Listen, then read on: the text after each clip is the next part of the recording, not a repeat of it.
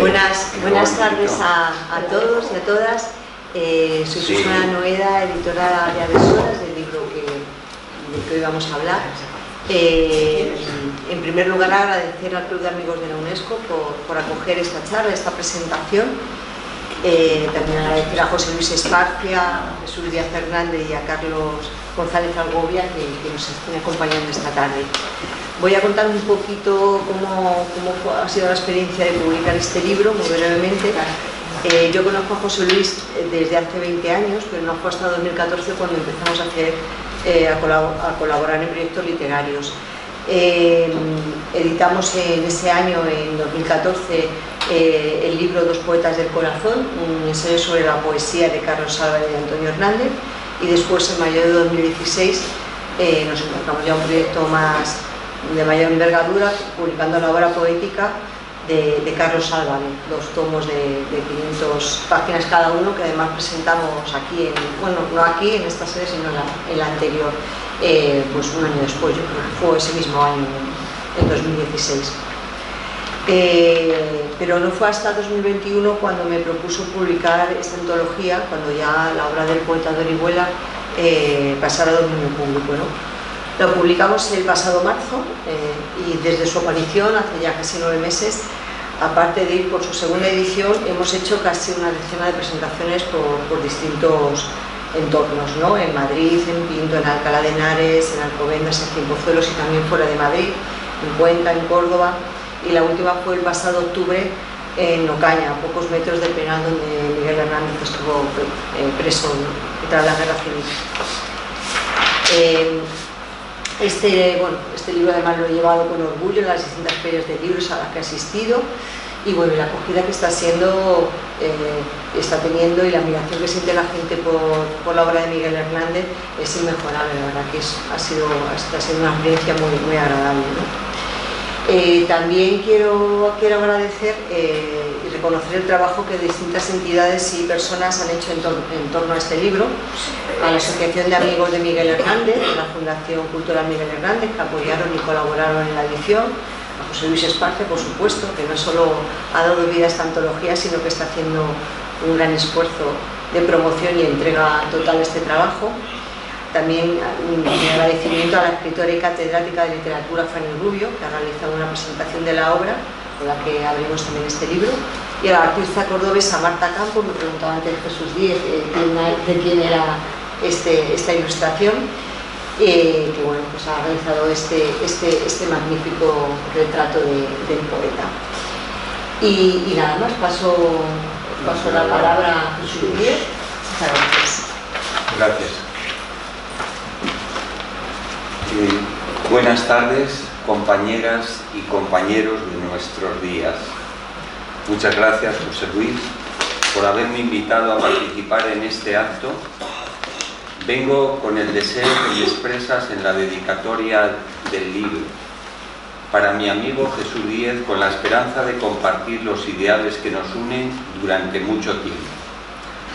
Desde la emoción de compartir contigo los caminos de la tarde, los caminos de la vida, y ser compañeros del alma, de la fraternidad, que tenemos que hablar de muchas cosas, siempre acompañados de 2 grandes poetas, Antonio Machado y Miguel Hernández. Llego aquí desde la emoción de haber leído el libro, Compañera de nuestros días. Vengo con las 3 heridas que poetizó Miguel Hernández: la del amor, la de la vida, la de la muerte. Vengo con 3 recuerdos propios, un tanto lejanos ya, pero son el primer horizonte en el que amanecen para mí y se alumbran los versos de Miguel Hernández. El primer recuerdo es de una mañana de domingo del año 1973. Aún vivía el dictador. Me acerqué a un puesto del Rastro de Madrid que me había indicado una amiga. Le pregunté a la persona que atendía el puesto, en voz baja y tapándome los labios, por un libro de la editorial Losada titulado Antología, de Miguel Hernández. El dueño del puesto, girando el cuello, miró a un lado y otro, luego se agachó, desapareció detrás de una tela que colgaba hasta el suelo por todos los lados del puesto, y al medio minuto apareció detrás de aquel telón. Envuelto en unas hojas de periódico estaba el libro. Me lo dio con disimulo y yo lo guardé sin demora en un bolsillo de la trenca. Allí venían algunos versos con presencias de mujer. No, no hay cárcel para el hombre. Este mundo de cadenas me es pequeño y exterior. ¿Quién encierra una sonrisa? ¿Quién amuralla una voz? A lo lejos, tú, sintiendo en tus brazos mi prisión, en tus brazos donde late la libertad de los dos. El segundo recuerdo es del día que escuché en la radio recitar a Miguel Hernández la canción del esposo soldado. El poeta viaja a Moscú en agosto de 1937 con una delegación que representa a España en el V Festival de Teatro. En el mes de octubre, al regresar otra vez a España, hace escala en París. Allí el escritor cubano Alejo Carpentier le invita al estudio radiofónico Porte Parisien y graba al poeta recitando estos versos.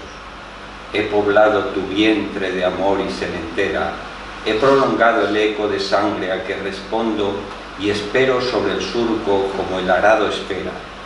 He llegado hasta el fondo, espejo de mi carne, sustento de mis alas, etc. El tercero de los recuerdos es del día que vi representar en un teatro de Madrid la obra El labrador de más aire. Aún tenía yo muy cercano el mundo de los campesinos, las tareas duras del laboreo de la tierra al lado de mis padres, abuelos, de los vecinos del pueblo donde nací.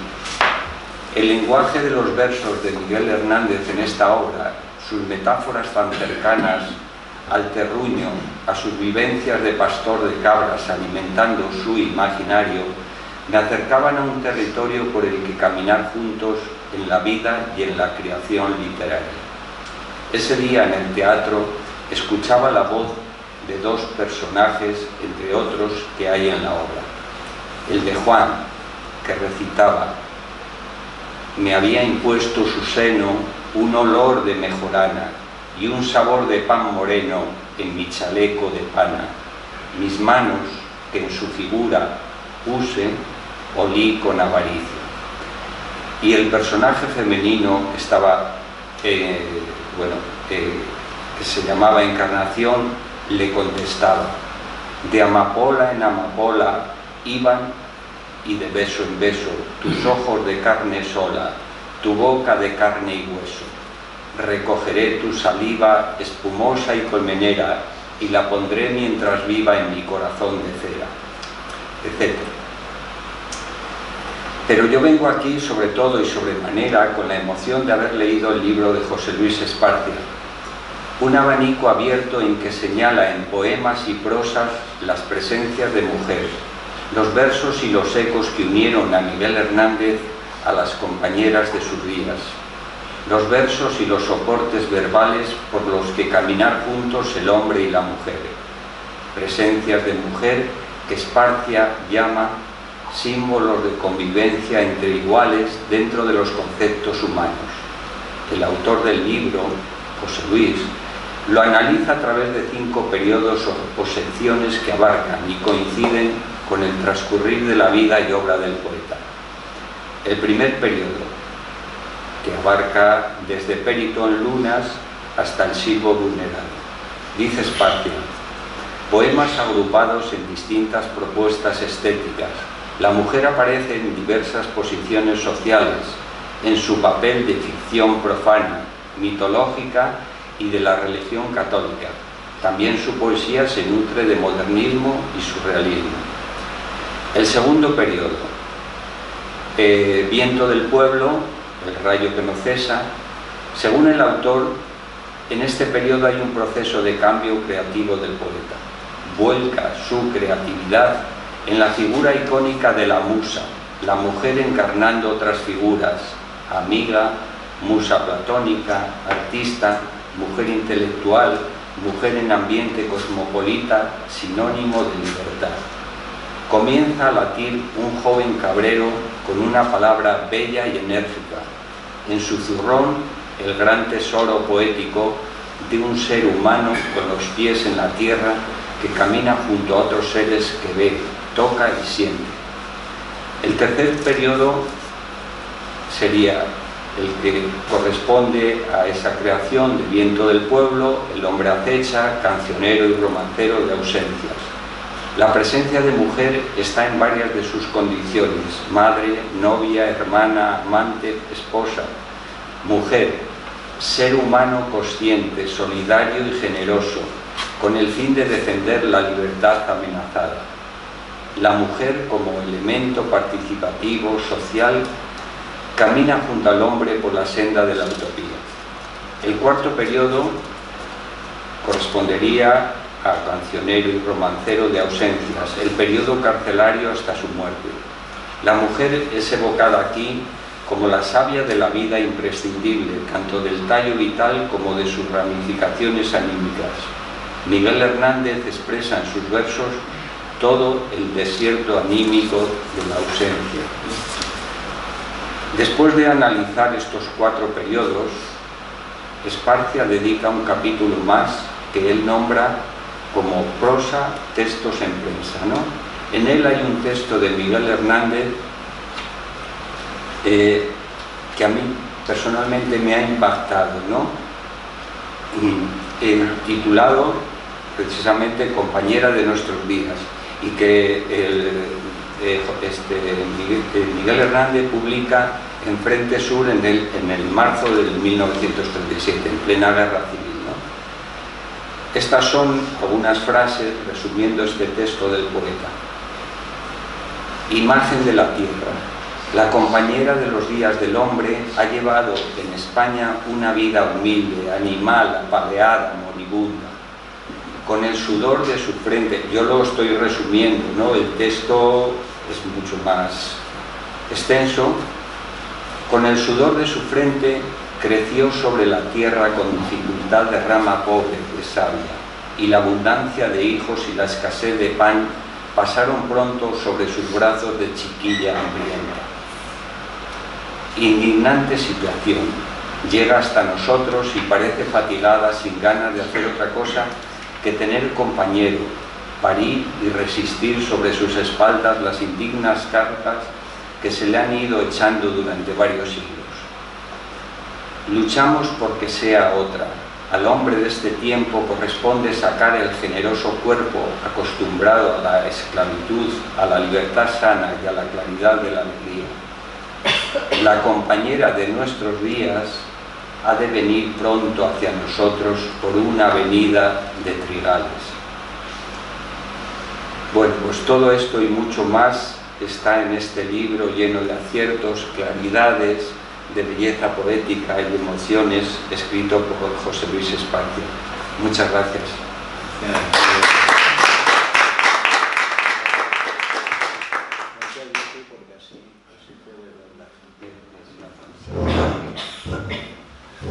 Bueno, pues nada, gracias por ayudarnos a cumplir el protocolo de estos actos y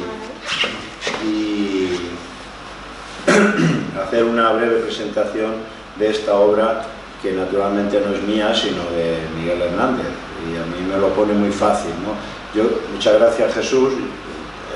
La verdad es que es un lujo, solo por escuchar a Jesús y después a Carlos tendría que haber bastante más gente, ¿no? Pero bueno, esto es como es. Y yo cuando hablo de esto siempre digo, recuerdo casi siempre empiezo así, recordando el fado de Amalia Rodríguez, ¿no? Que cuando dice,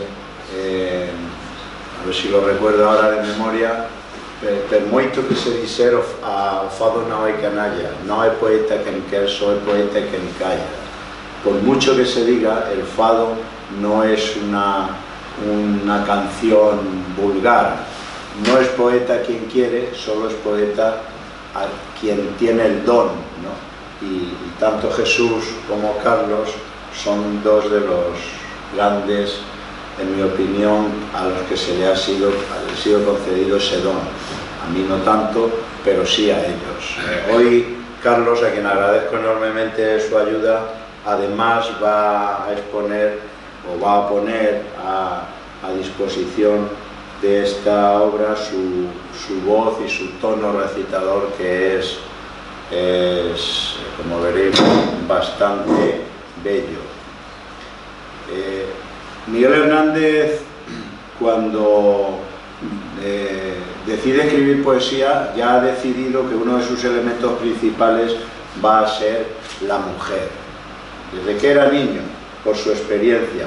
Hay que tener en cuenta que, por dejar claro una cosa, el feminismo en esa época, cuando Miguel Hernández empieza a escribir poesía, estamos hablando del año 1923, 24, 25, por ahí.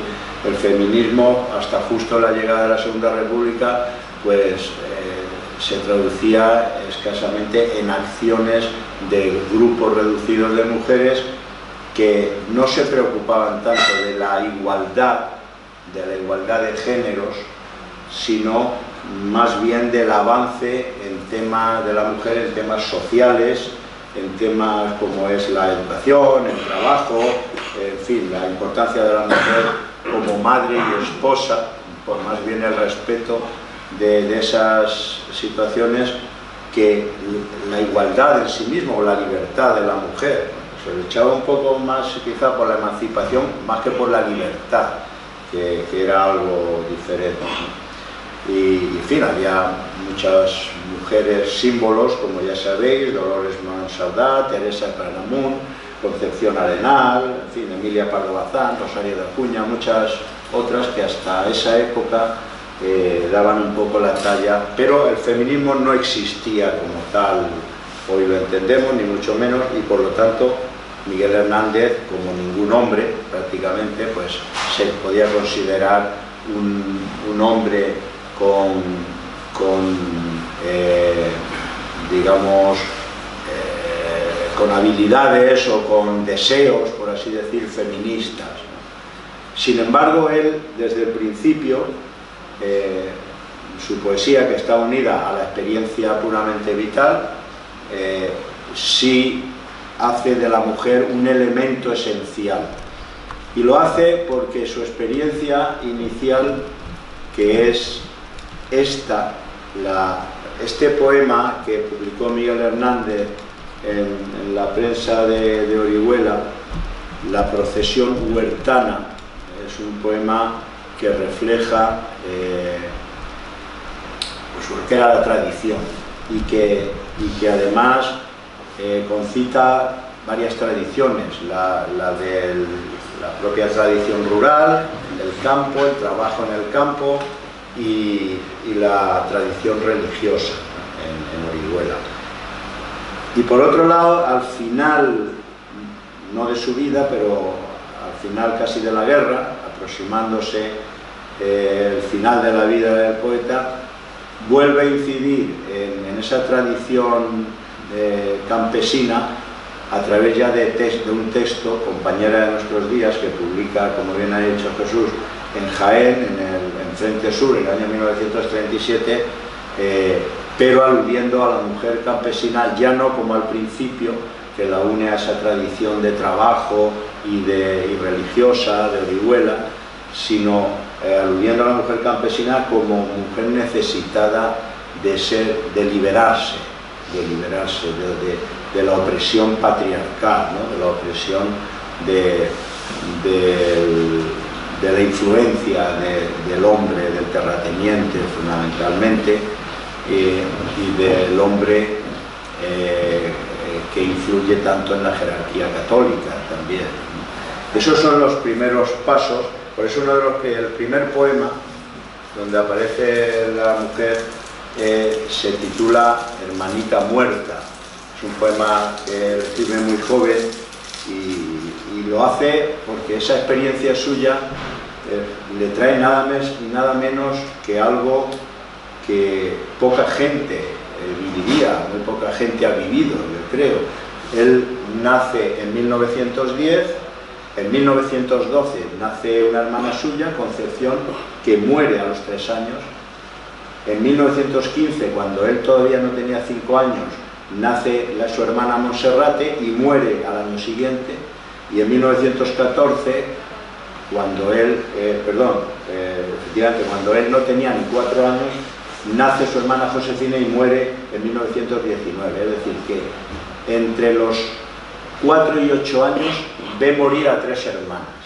Por lo tanto, esa experiencia es una de las primeras que refleja, hermanita muerta, en ese poema donde aparece la mujer reflejada en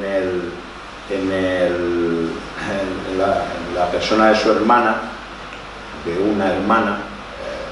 Él había visto a tres morir, y un poco más tarde, en el poema Al verla muerta, donde aparece también, en fin, la figura no en este caso no de la hermana, sino la figura de una niña muerta, ¿no?, que se refiere también, aunque no lo confiesa así, a una de sus hermanas. La relación de Miguel Hernández con la mujer se establece desde ese momento, y es una relación que va directamente a asumir la labor de la madre como la más relevante, y esa es la figura que permanecerá hasta el momento de su muerte. Es la única figura que permanece desde el momento en que empieza a escribir poesía, con 13, 14 años, hasta que fallece. La figura de la madre, en distintos perfiles, en distintas labores. Su madre, que es la que aparece aquí, Concepción Gilabert; su padre, Miguel Hernández Sánchez, pues un hombre patriarcal, machista, como en esa época. Y en esta fotografía de al lado son los 4 hermanos que quedan, después de haber fallecido las 3 hermanas que hemos dicho.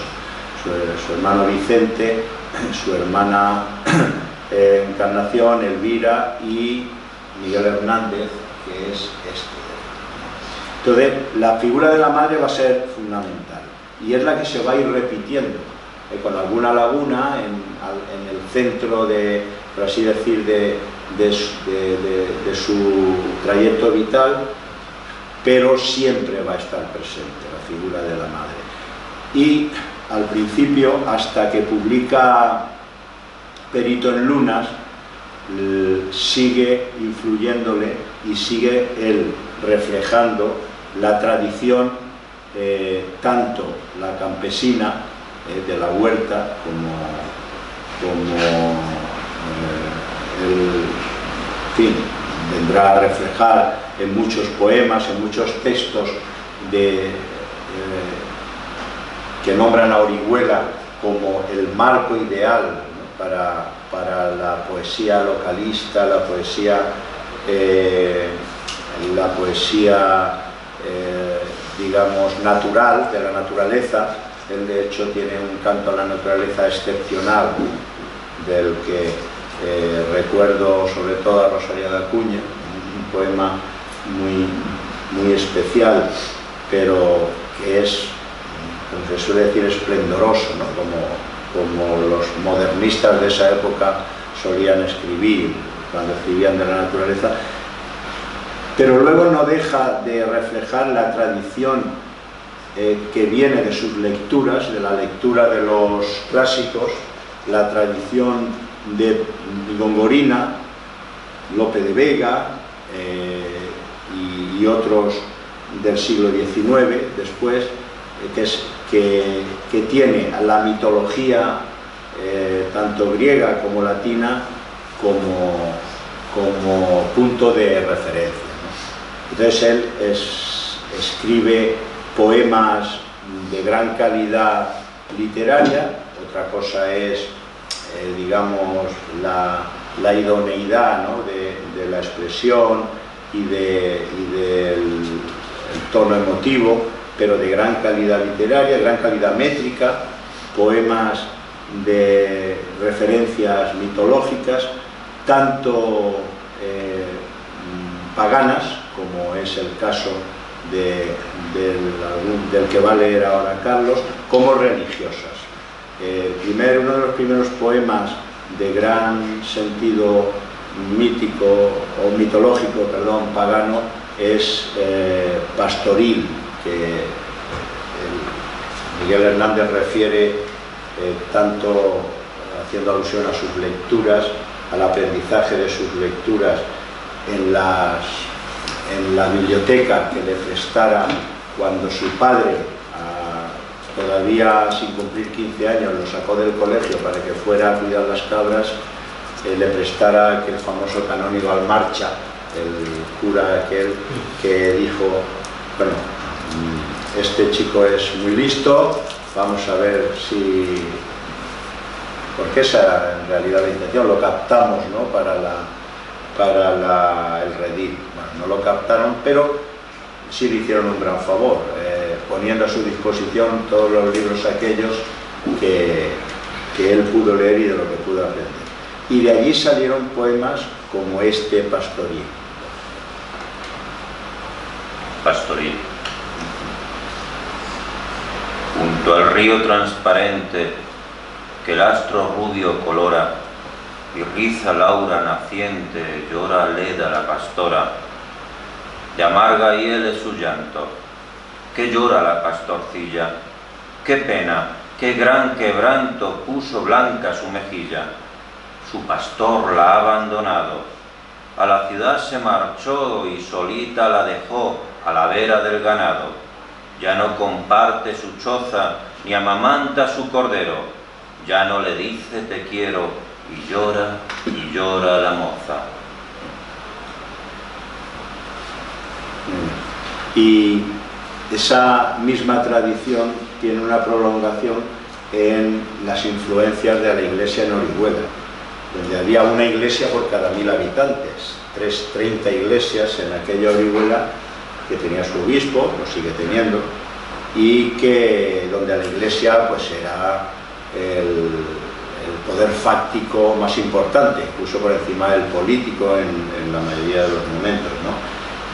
Miguel Hernández no fue ajeno a esa influencia, sobre todo cuando inició su amistad con Ramón Sige, que era un gran intelectual, pero un fanático, una especie de fanático religioso de derecha, y sobre todo a través de la influencia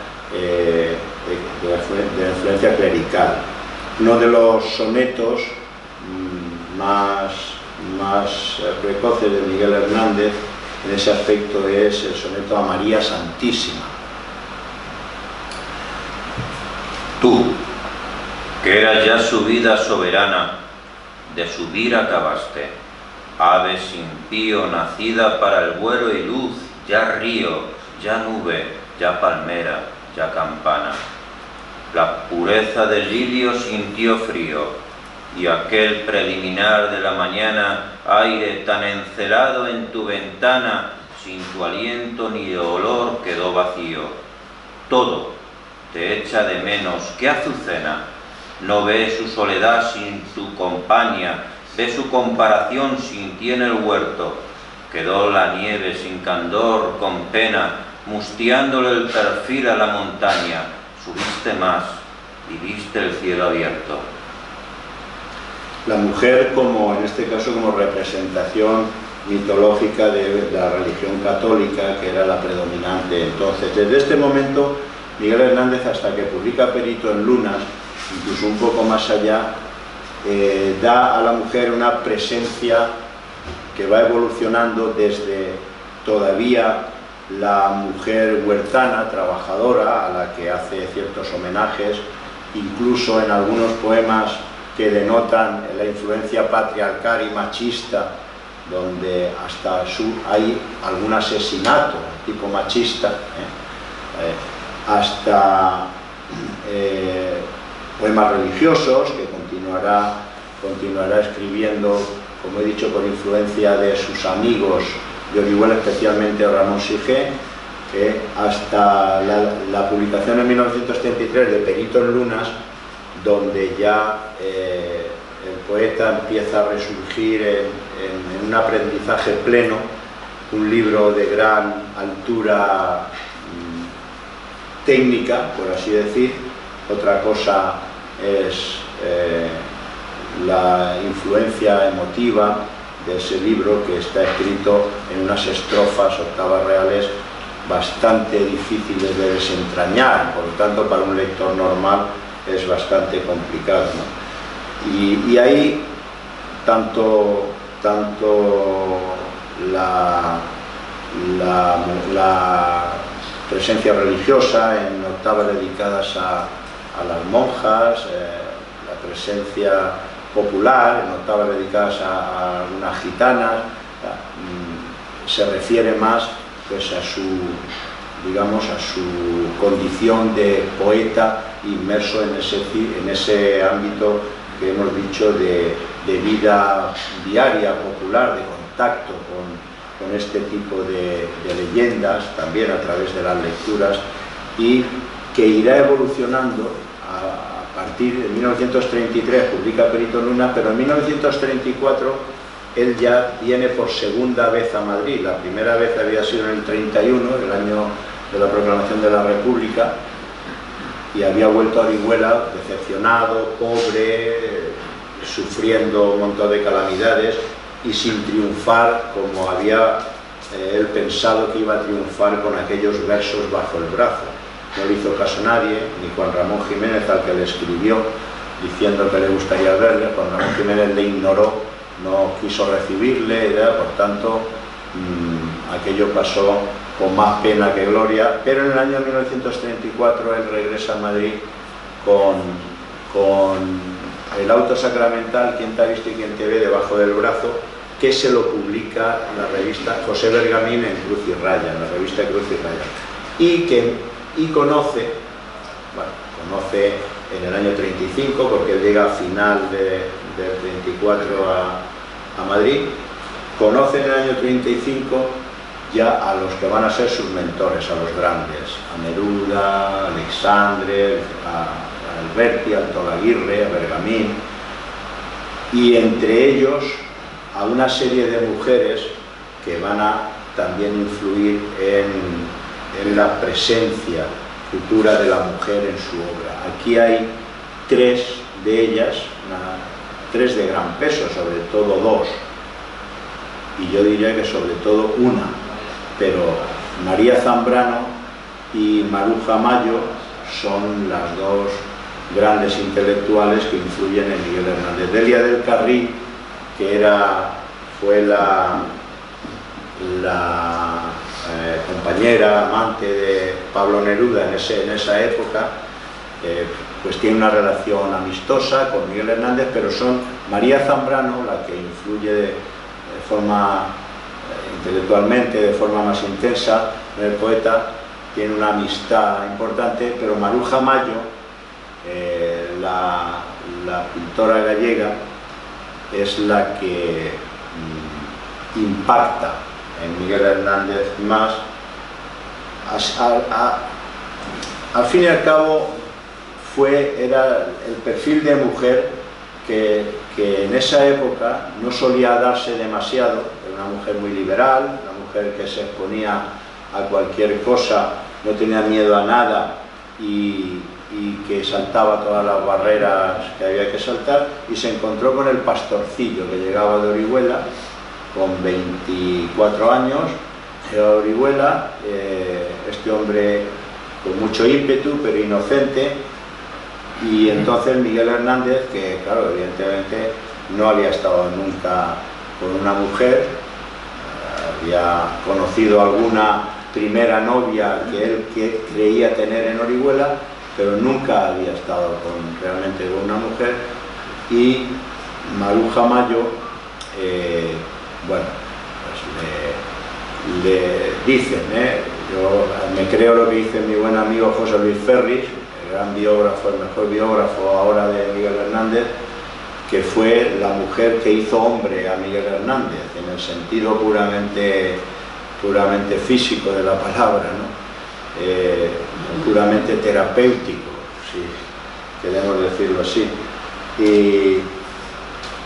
y es lo que le sirve a Miguel Hernández para inspirarse, aparte de Josefina Manresa, a la que con la que acababa de entablar noviazgo, para inspirar los poemas que van a ir de esa parte, de esos años de Peritos Lunas hasta Vientos del Pueblo. La parte del siglo vulnerado y luego El rayo que no cesa, el gran libro de su consagración.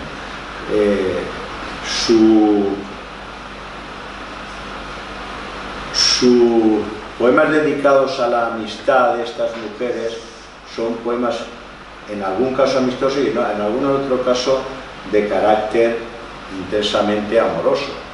Aunque algunos todavía piensan que era Josefina Manresa quien se lo inspiraba, no, eran otras, ni siquiera en algún caso lo sabemos. En ese periodo escribe un poema del ciclo de enamoramiento, como yo lo llamo, que se llama La pena, amor, mi tía y tu sobrina, donde repetirá Miguel Hernández, después lo repetirá más, la figura retórica de personificación, donde hacer personas a determinados sentimientos que él tiene. La pena, amor, mi tía y tu sobrina, hija del alma y prima de la arena, la paz de mis retiros desordena, mandándome a la angustia, su vecina. La postura y el ánimo me inclina, y en la tierra doy siempre menos buena, que hijo de pobre soy, cuando esta pena me maltrata con su índole de espina. Querido contramor, cuánto me haces desamorar las cosas que más amo, adolecer, vencerme y destruirme. Esquivo contramor, no te solaces con oponer la nada a mi reclamo, que ya no sé qué hacer para estar firme. Bueno, es un poema de ese ciclo Hasta que llega el rayo que no cesa, donde esta serie de mujeres, aquí vemos a María Zambrano, Maruja Mayo, Delia del Carril, figuran como amistades. María Cegarra, una maestra con la que tuvo una gran amistad Miguel Hernández, aunque intentó ser algo más que amigo, y Carmen Conde, que sí, efectivamente fue solamente amiga, porque ya estaba casada con Antonio Oliver Delmas, el poeta, y que hizo mucho por el Miguel Hernández tan joven todavía. De este grupo, María Cegarra y Maruja Mayo inspiraron algún soneto de esa época del siglo vulnerado y de El rayo que no cesa, aunque se dio en decir que Josefina Manresa era la que había inspirado todos los poemas, todos los sonetos del rayo que no cesa. No es cierto, eso ya se sabe que no es así. De hecho, la dedicatoria que Miguel Hernández hace del rayo que no cesa es a ti en cumplimiento de una promesa que habrás olvidado como si fuera tuya. Pero es a ti, no pone a Josefina Manresa, se pone a ti. No sabríamos decir a quién. Josefina Manresa dice en sus memorias que es a ella. Claro que va a decir, pero no sabemos, eso ni se sabrá ya. Por lo tanto, la influencia de estas mujeres es en un momento en el que él, es una influencia amistosa, pero también es un momento en el que él va despertando al conocimiento de la vida, por así decir, sexual, ¿no? Hay que decirlo así de claramente, y a la vida amorosa plena, ya con intentos de consolidar su vida con alguna mujer. María Cegarra, esta maestra de Pastrana, en la provincia de Ciudad Real, estaba maestra en el pueblo de Pastrana, cuando Miguel Hernández iba en las misiones pedagógicas, pues no quiso ennoviarse con Miguel Hernández. Maruja Mayo, pues tampoco. Era una mujer mayor que él, aunque joven, y yo creo que le bastó el trofeo ese de haber poseído a un joven que llegaba de un pueblo rudo y tal, un gran intelectual y poeta, pero más joven y desde luego sin saber de la vida prácticamente nada, ¿no? ¿Y qué hizo? Pues bueno, pues supongo que yacería con él varias veces y diría, bueno, pues ya está, haga por otro, ¿no? Vamos a por otro. Diría Maruja Mayo que así era. De hecho, en esa época, en esos 6 o 7 meses que sucede todo esto, antes de la publicación del Rayo que no cesa, Miguel Hernández tiene la crisis con Josefina Manresa. Y entonces llega un momento en que Miguel Hernández le insinúa, mira, yo me voy a quedar en Madrid, tú haz lo que quieras, ahí en Orihuela, pero yo me quedo aquí en Madrid, tal. Y cuando ya a Miguel Hernández le abandona todas las novias que él quería tener, pero que ninguna le acoge, entonces vuelve a Josefina Manresa y le dice, eres la que más quiero, nunca te olvidé, tal. Eso es una parte que forma parte del carácter egoísta que todo el mundo tiene en algún momento determinado, pero el Miguel Hernández que empezó en Madrid a flirtear con algunas amigas, pues hubiera sido otro, si alguna de ellas le hubiera respondido positivamente, pero bueno, fue así y volvió a Josefina Manresa y entonces publicó El Rayo que no cesa. Antes del Rayo que no cesa, como ejemplo de esta dedicación amistosa, hay un poema que es la relación que dedico a mi amiga Delia del Carril, a mi amiga Delia, que era, como he dicho antes, la conoció siendo compañera de Pablo Neruda y entonces tuvieron una muy buena relación de amistad con Pablo Neruda y con ella, y él se lo agradeció con este poema, que es un poco ejemplo de algún otro que dedicó a otras de sus amigas. Qué suavidad de lirio acariciado en tu delicadeza de la bandera de objetos de cristal, Delia, con tu cintura hecha para el anillo, con los tallos de hinojos más apuestos, Delia, la de la pierna edificada con liebres perseguidas, Delia, la de los boquiabiertos ojos del mismo gesto y garbo de los herales cabras. En tu ternura hallan su origen los cogollos, tu ternura es capaz de abrazar a los cardos, y en ella ve un agua que pasa y no se altera entre orillas ariscas de zarza y tauromaquia. Tu cabeza de espiga se vence hacia los lados con un desmayo de oro cansado de abundar y se yergue relampagueando trigo por todas partes. Tienes por lengua ropes agrupados, por labios nivelados terciopelos, tu voz pasa a través de un mineral racimo y una vez cada año de una iracunda pero dulce colmena siempre. No encontraréis a Delia sino muy repartida como el pan de los pobres, detrás de una ventana besable, su sonrisa, queriendo apaciguar la cólera del fuego, domar el alma rústica de la herradura y el pedernal. Ahí está respirando plumas como los nidos y ofreciendo unos dedos de afectuosa lana. Cuando llega 1936, publica El Rayo que no cesa, que es el libro que le consagra. Y ya a partir de ahí su relación con los grandes está consolidada, ya es uno más de ellos, y seguramente la mujer hubiera tenido otra presencia de no haber. El Rayo que no cesa recoge como sabéis, recoge la mayoría son sonetos, son la elegía Ramos y G y 3 poemas con otra escritura, y la mujer tiene una presencia más difusa, por así decir, en cuanto a la expresión. En cuanto a la esencia de los poemas, no, porque la mayoría muchos hacen referencia a su época de enamoramiento.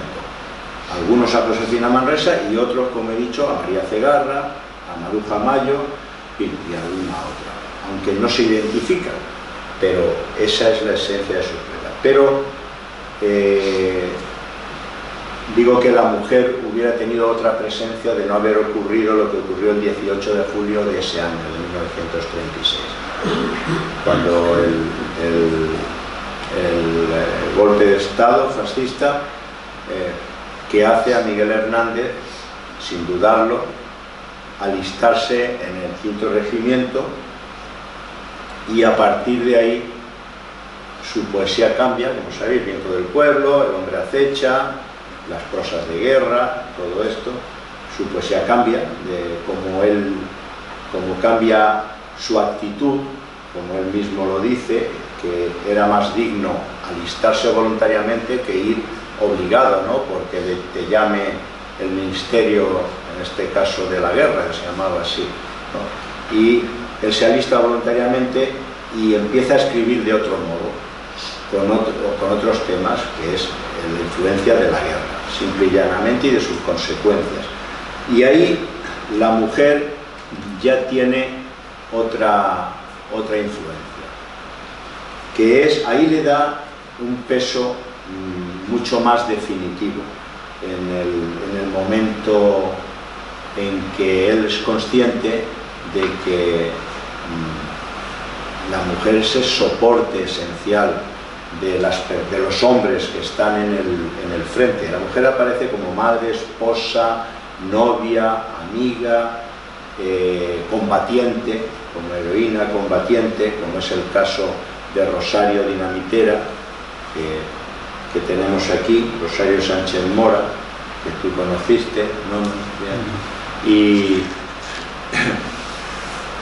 Y entonces esa condición global de la mujer como pilar esencial de sostenimiento del hombre que tiene que estar en el frente o trabajando para la libertad real, es lo que hace a Miguel Hernández darle una presencia de mucho más impacto en estos poemas que los que le había dado anteriormente. De hecho, en un poema de Viento del Pueblo, que es Los cobardes, Miguel Hernández escribe, les dice a los hombres en general, él habla de los hombres cobardes, pero en realidad está hablando en general de los que tienen alguna duda de dónde hay que estar en ese momento para defender a la República y sus valores. Les dice, no os avergüenza mirar en tanto lugar de España a tanta mujer serena bajo tantas amenazas. Es decir, que la mujer, que en todos esos poemas de Viento del Pueblo y El hombre acecha, es madre, novia, esposa de quienes están luchando por la libertad, aquí la convierte en ejemplo, en referencia de los hombres,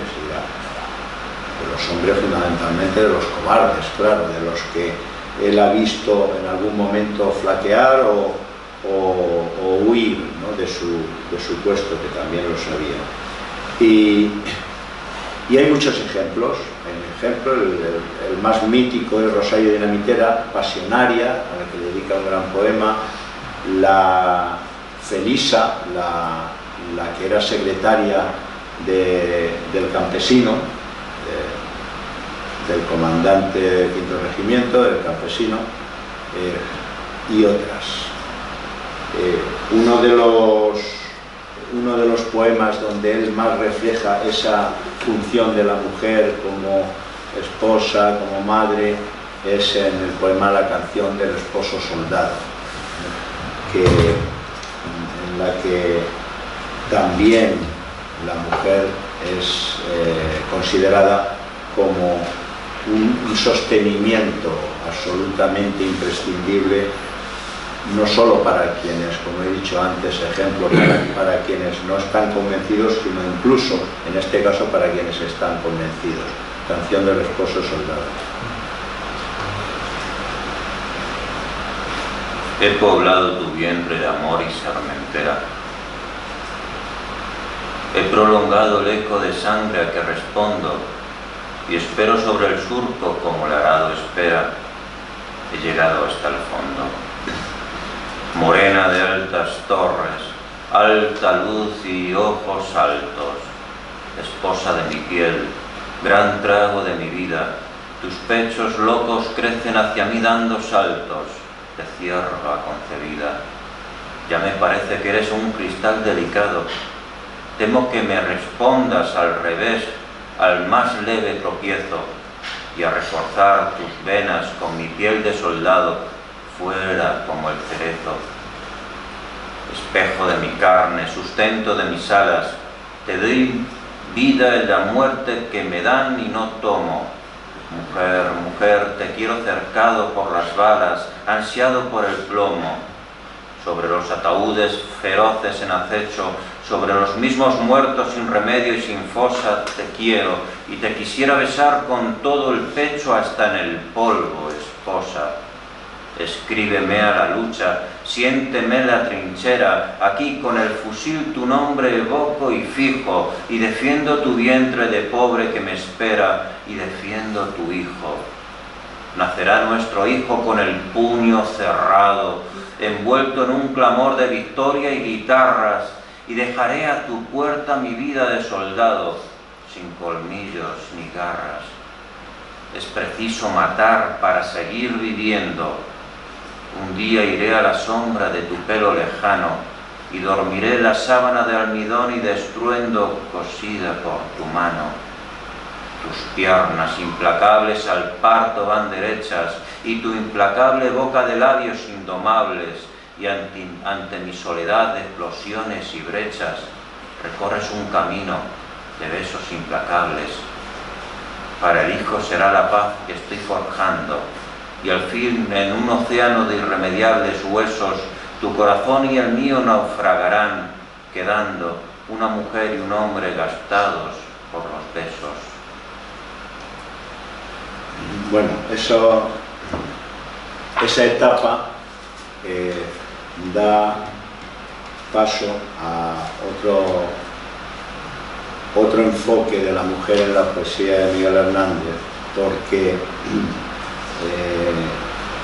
ya a partir del año 39, cuando él, del año 38 al final, cuando empieza con los poemas de Cancionero y Romancero de Ausencia, ya él prevé lo que muchos prevén, que la guerra ya está perdida.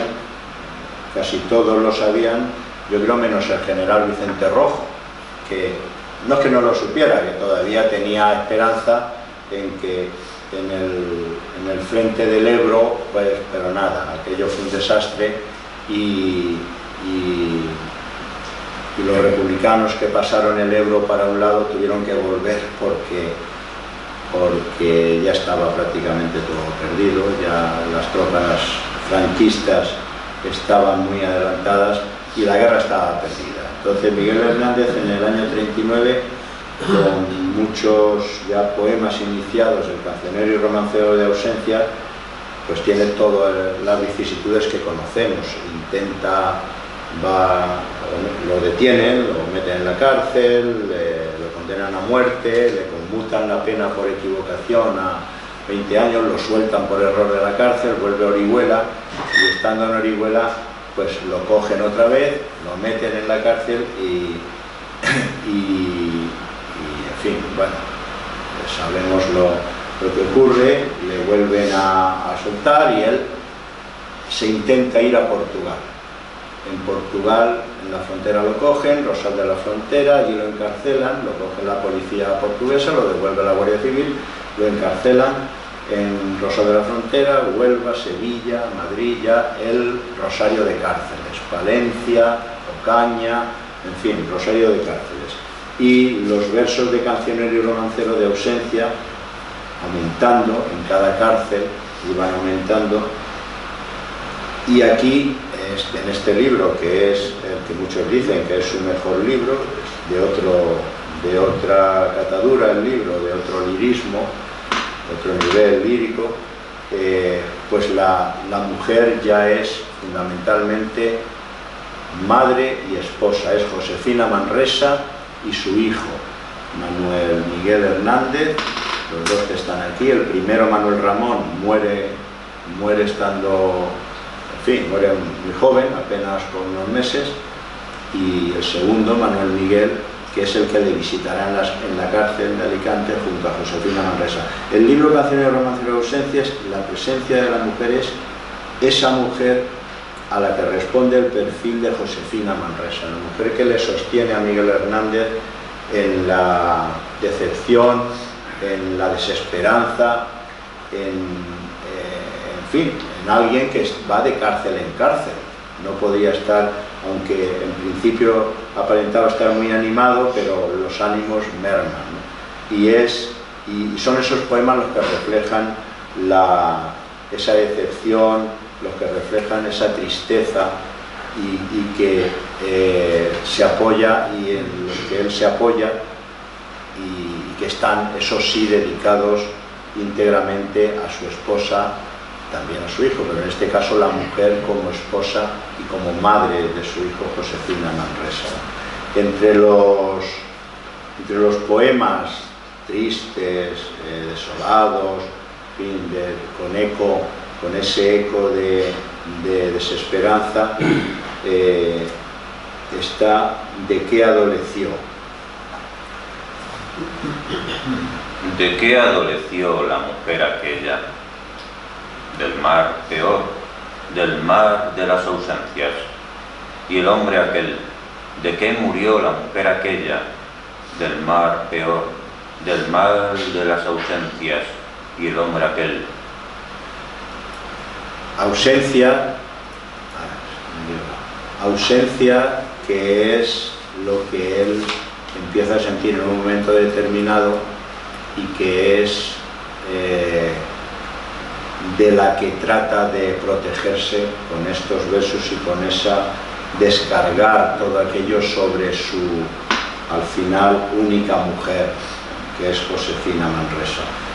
En fin, la muerte de Miguel Hernández en 1942, pues a la muerte de Miguel Hernández pues quedan 708 poemas en su obra, de los cuales 191, casi el 28%, tienen mención de la mujer. Esto no lo consiguió ningún poeta de esa época. No lo consiguió, no, quiero decir, no se lo propuso, seguramente no lo hizo ningún poeta de esta época, y quizás se le aproximó algo más el Rafael Alberti de los primeros libros, ¿no? Y de las 91 prosas que escribió Miguel Hernández, prácticamente la mitad son prosas de guerra,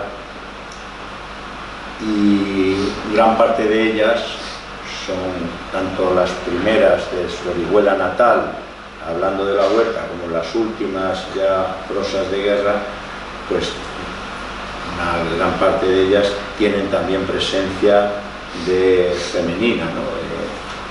Tienen a la mujer en algún momento como protagonista. Para terminar, yo creo que vamos a leer uno de los párrafos de la prosa, de esta prosa que hemos visto al principio, que es Compañera de nuestros días, que se publicó en el periódico Frente Sur de 1937, y que es el párrafo Luchamos porque sea otra cosa. Es preciso conmoverla en lo más hondo con el ademán más noble. Es preciso encauzar esa fe religiosa que la domina y que es el afán de su corazón terrestre vuelto al cielo por habérsele negado en la tierra su expansión amorosa. Al hombre de este tiempo corresponde sacar el generoso cuerpo, acostumbrado a la esclavitud, a la libertad sana y a la claridad de la alegría. Los hijos brotados de las entrañas de esta mujer luchan, sueñan, mueren y viven para ello y para las demás pasiones populares en los páramos de Castilla, en las piedras de Extremadura, en los olivos de Andalucía. Obra de esta mujer son nuestros soldados reivindicativos, y ella es la que siente la inmensidad y el peso doloroso y glorioso de sus muertes y de sus vidas. Ella es la que reviste de luto hasta el último rincón de su corazón y su casa, y nosotros somos los que plantaremos en ellos un resplandor alegre de victorias. Nuestras madres, nuestras novias, nuestras mujeres han de venir pronto hacia nosotros detrás de la risa, por una avenida de trigales, ante un firmamento despejado de pólvora, con rastrillos relucientes al hombro. Antonio López. Antonio López era un seudónimo que él utilizó en algunas prosas al final, ¿no?, de la guerra. Y bueno, pues con esto terminamos. Pasamos del Miguel Hernández, que en 1934 por ahí escribía a Federico García Lorca, cuando Lorca escribía su Doña Rosita la soltera, Miguel Hernández le escribía una carta diciéndole qué bien que te enfrentes, ¿no?, con ese problema en nuestro país y tal, y le decía nada menos una frase que hoy en día no sé yo cómo hubiera resultado, por mucho que hubiera sido Miguel Hernández. Le decía a Miguel Hernández, a Federico García Lorca: me gustaría tener un aparato de orinar para cada una de esas solteronas que hay. Bien, ya sabemos lo que quería decir, que él animaba a Lorca a que retratara a toda la especie patriarcal y eclesiástica y clerical que a las mujeres las tenía dominadas a través del confesionario. Pasamos de ese Miguel Hernández al Miguel Hernández que lanza una serie de mensajes de urgencia para salvar a la mujer justo de esa situación, ¿no?, a partir de que la guerra pues ya le hace ver toda la problemática en toda su dimensión. Así que muchas gracias, Carlos, gracias a vosotros por hacernos que, en fin, hayamos podido estar aquí un rato y salvar el protocolo. Gracias, chicos.